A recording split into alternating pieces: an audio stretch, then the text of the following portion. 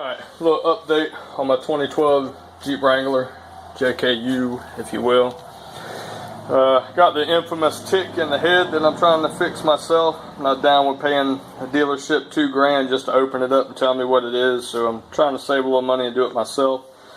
Haven't noticed anything on YouTube that really dives into the Jeep. There's a few Chrysler videos on there, but they're designed a little bit different as far as the intake and stuff like that.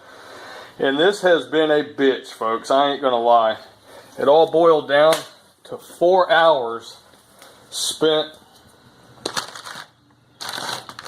learning the best way to get this little bastard out. So I'm gonna do you guys a solid and show you some lifesavers. This screw, if you haven't figured it out already, goes to this little wonderful piece of shit that Chrysler blessed us with. And what this is a glorified PCV valve. Instead of putting it in the top of the head like they've done for about 100 years, they've decided to tuck it way back against the firewall right there. And if you can't get your valve cover off, that's why, because it goes on the end of the end of the valve cover and plugs on to the end of the cam right back in here in this little hole. And you've got to have like toddler fingers to get back in there and work on this shit. So what I've discovered after 4 hours of shedding tears and whatnot, that, where's it at? One of these is going to be your best friend on this. I got a 3-pack of them at Harbor Freight for like $7. They're called thumb ratchets, and they really help with getting back in these little small areas.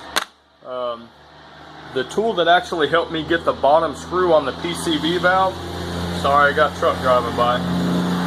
The tool that ultimately saved my ass on that was this little piece of crap. I paid like $8 for it at Harbor Freight. It did not come with the T25 Torx bit. I bought that separately. But if you want any hopes of getting that out, you're going to use about 3 fingers, 2 on one hand and 1 on the other. And you're just pretty much going to dangle this thing in there and guide it by your finger touch and try to get it on that thing, and use the other 2 fingers on your other hand to try to bump it loose. And then ultimately you can just turn it with this right here. You know, it's almost like a little thumb drive at that point to try to back it out and back it back in. I'm guessing this is probably going to be the same way I have to put the bolt back in. I'm not looking forward to that.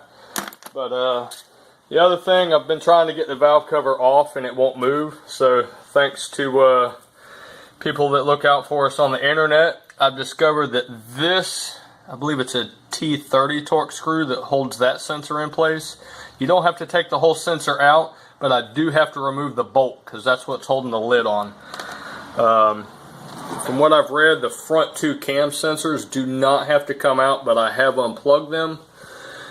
And that's it, man. I'm gonna finish trying to get this thing off, and I'll try to shoot a couple videos and edit them all together, or at least I give you some kind of help, man. I wish I would have seen a complete tutorial on this on YouTube, but apparently it doesn't exist. So hey, I'm a trendsetter, right?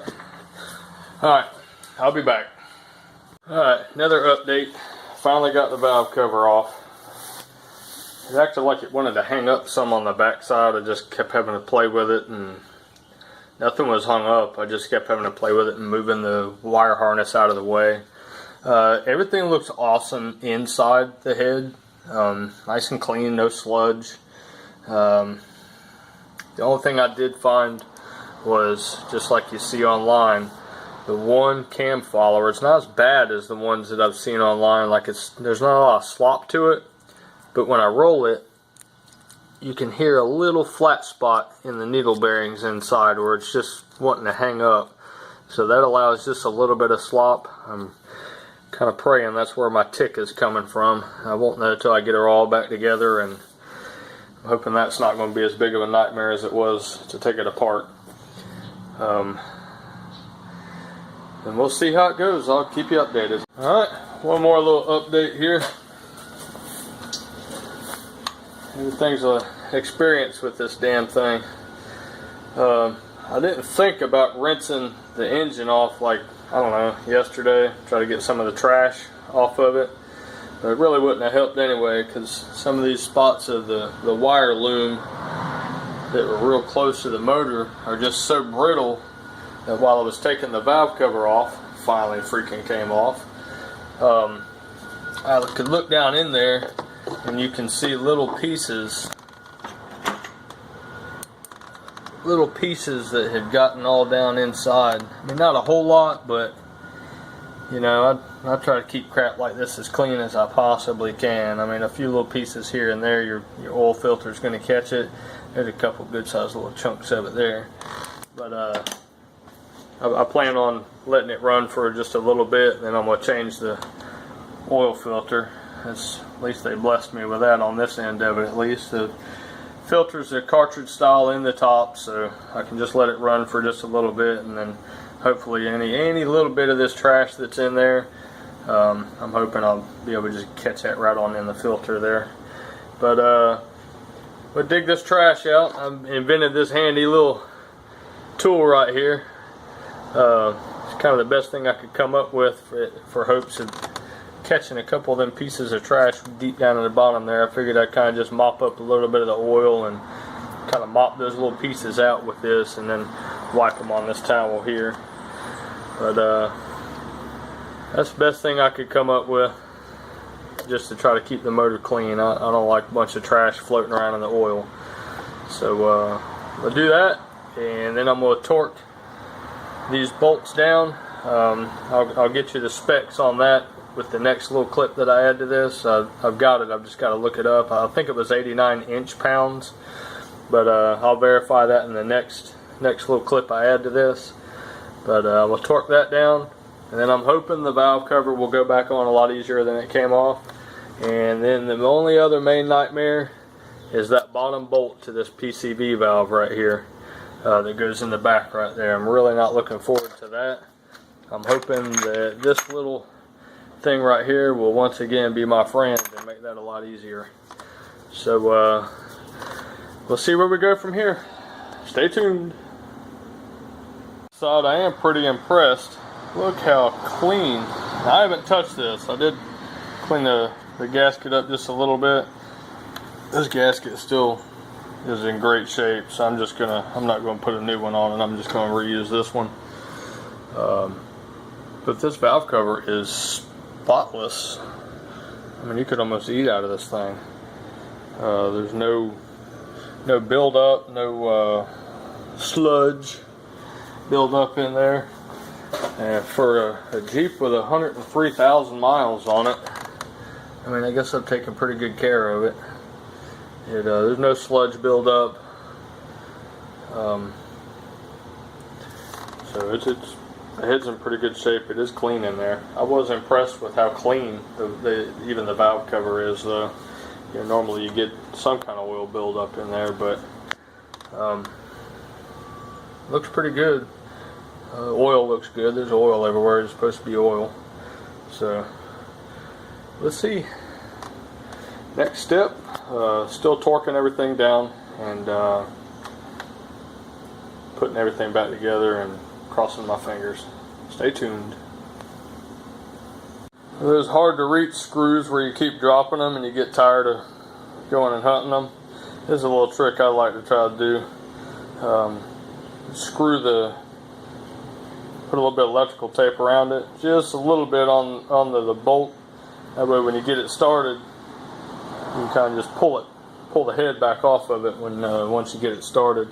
I actually did this for that very back piece for the PCV valve. To get that bottom screw started, I did this same little trick with this little T25 socket, and that's the only way I could get that screw started, folks. I did that, and then I stuck this little driver, the T25 driver, back inside this little piece right here. Normally I don't recommend buying any tools from Harbor Freight. Just about anything I've ever seen come from there has been absolute garbage. But for these little small tools, this was the only thing I could find anywhere around me. So I figured I'd give it a shot. And this thing, I think it costs $5 tops. But I had to buy the bit separately. I did have to buy this little bit separately. But this little ratchet right here, it kind of saved my butt on that thing. We're almost done. Putting everything back together now. I've got to hook the coolant lines up to the heater core lines up. I've got to put the transmission dipstick back in, bolt it down, engine dipstick, put it back in, bolt it down. Then I'm ready to fire it up.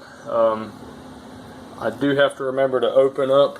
There's a little bleeder screw valve. See if I can show you where it's at. It's right on top of the thermostat housing, right down in here, up underneath the throttle body. There's a little bleeder screw valve that when I fire it up, I have to remember to crack that open and let the air bubble out of it, since I opened the coolant system when I had to disconnect the heater core. So stay tuned, we're almost there. Thank God.